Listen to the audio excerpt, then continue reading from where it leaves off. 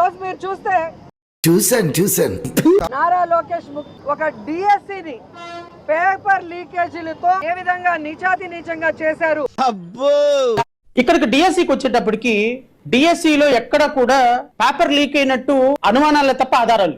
Strong evidence ఏదైనా ఉంటే చెప్పండి. ఎవిడెన్స్లు ప్రతిపక్ష పార్టీగా ప్రభుత్వం మీద ఏదైనా ఒక ఎలిగేషన్ చేసేటప్పుడు ఫస్ట్ మన దగ్గర కనీసం ఒక ఆధారమైనా ఉండాలి, ఆరోపణ కాకుండా. ఏంట్రా ఇలా మారిపోయావేంట్రా నువ్వు? ఎవరో మోసం చేశారు, ఎవరో అన్యాయం చేశారు అని చెప్పి అనొచ్చు, కానీ ఆధారాలు లేవు. ప్రపంచంలో ఉన్న దరిద్రాలు, ట్విస్టులు, కష్టాలు అన్నీ మీ జీవితంలో ఉన్నాయంట్రా. ఒక 5 సంవత్సరాలు ముఖ్యమంత్రిగా, ఒక ప్రతిపక్ష నేతగా అయ్యో మీరు ఆధారం లేని ఆరోపణ చేస్తే అబాస్ పాలేది వైఎస్ఆర్ కాంగ్రెస్ పార్టీయే, నేను కాదు. మనోడు అనుకున్నారు పగోడు వీడు. ఎందుకంటే ఆరోపణ కాకుండా, ఆధారం లేకుండా ఆరోపణ చేస్తే ప్రజలు నమ్మే పరిస్థితిలో లేదు, కోర్టులు కూడా నమ్మే పరిస్థితిలో లేదు. పెద్ద సమస్య వచ్చి పడిందే. నెంబర్ 2, పేపర్ లీక్ అయింది అని ప్రభుత్వం ఎక్కడ ఒప్పుకోవాలా? మావా నీకు బాధగా ఉంటే గుడిలో పెట్టుకో నీ బాధని, అంతేకాదు స్టోరీలో పెట్టుకో. మాకు సిరా దింగుతుంది స్టోరీలు చూడాలంటే. ఎరిపు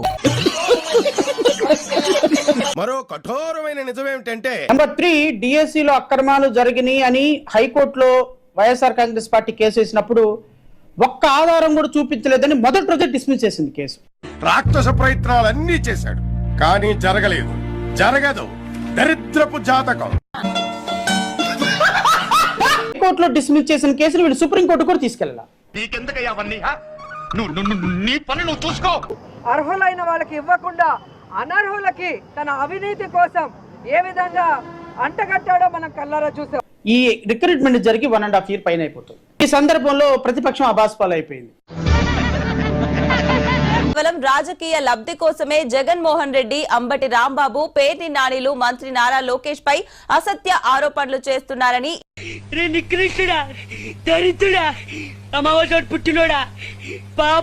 ఇటువంటి ఆధారాలు లేని విమర్శల వల్ల వైసీపీ విశ్వసనీయ దెబ్బతింటుందని జడ శ్రవణ్ కుమార్ విమర్శించారు. ఎక్కడెక్కడ తింగర్ నా కొడుకులు మనకే తగులుతున్నారు.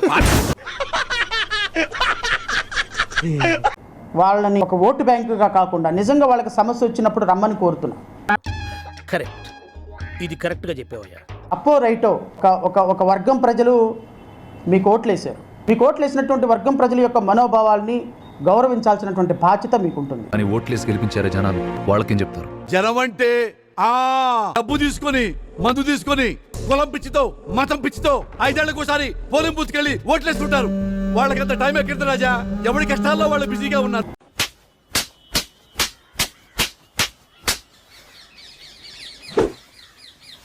వాళ్ళకి కష్టం వచ్చినప్పుడు వాళ్ళ దగ్గరికి వెళ్ళాల్సిన బాధ్యత మీకు ఉంటుంది. నేను వస్తాను బాబు, నాకు నిద్ర వస్తుందండి.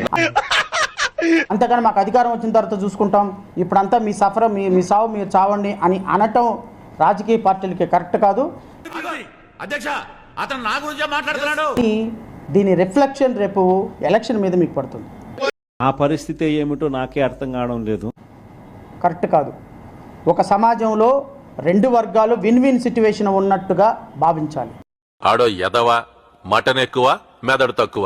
గత 5 సంవత్సరాలు పరిపాలన చేసినప్పుడు ప్రాథమికమైన సమాచారం లేకుండా మసిగుడ్డ కాల్చి మొక్క మీద పడేస్తే ఖచ్చితంగా అనే వాళ్ళ దగ్గర నుంచి అప్రిసియేషన్ రాదు. నిజమేందో అబద్ధమేందో తెలుసుకునే తెలివితేటలు వాడికాడు ఉండేరా. అడుటి క్రాకు ఎవడి చెబితే అదే నిజమని నమ్ముతాడా? అనేవాళ్ళు రేపొద్దున డిఎస్సీల అక్రమాలు ఏంటి, అక్రమాలు చూపించండి అన్నారు అనుకో, ఏం సమాధానం చెప్తారు? ఏమో సార్, నాకు తెలియదు సార్. ఊరికే మా వాళ్ళకి ఉత్సాహం, కాన్ఫిడెన్స్ కాదమ్మా, కాన్ఫిడెన్స్ ఇద్దామని అన్నాము.